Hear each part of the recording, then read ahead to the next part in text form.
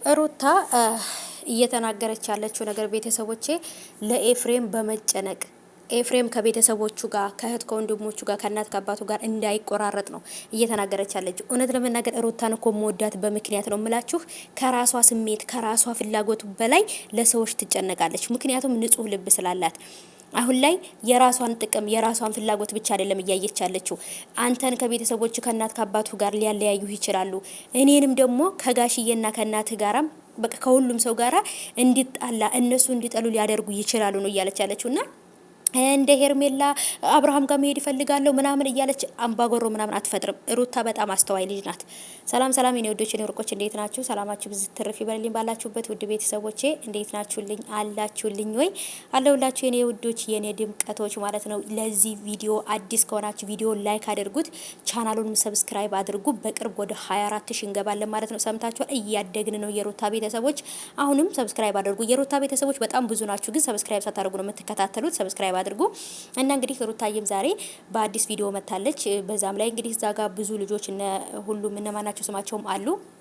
ይሄን ነገር እንትን የሚሉት ምንድነው ሩታ ከሁነኛ ሰው ጋር ሆና ትክክለኛ ነገር ለሰው ልጅ ያስፈልገዋል ብላ የምትለው ለኤፍሬምም ይጠቅመዋል የምትለው ነገር እሷም ደግሞ በተሳሳተ መንገድ ቡዜና ዴቫ በተሳሳተ መንገድ ተረድተዋት ልክ አብርሃምን የምትጎዳው አብርሃም እሷ ጋር ከሩታ ጋር እያለ እየተጎዳ እንደሆነ ሩታ ለአብርሃም አስፈላጊ ሰው እንዳልሆነች ምናምን ይሄን ሁሉ ነገር እንዲሰማቸው እንደሆነው በሄርሜላ ግፊት ነው ይሄ ሁሉ ነገር የሆነው። አሁንም ደግሞ እዛ ጋር ሄደው በእኛ ምክንያት አብርሃም እንደዚህ እንደሆነ ተናግረው እኛን እንዳያቆራርጡን ነው የምፈልገው፣ ምንድነው ማድረግ ያለብን ብለው እነሱ ራሳቸው መጀመሪያ ከተግባቡ በኋላ ከዛን ነገሮችን ያስተካክላሉ ብዬ አስባለሁ። ሩታ በነገራችን ላይ ነገሮችን ስታደርግ ልክ እንደ ሄርሜላ ሻንጣ ጎትቶ ምናምን መሄድ አቅቷት አይደለም።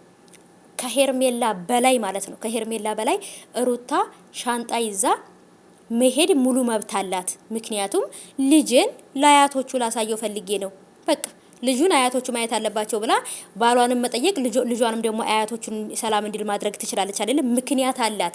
እናም ደግሞ ሚስት ናት፣ ለዛውም በክብር የወለደች ማለት ነው።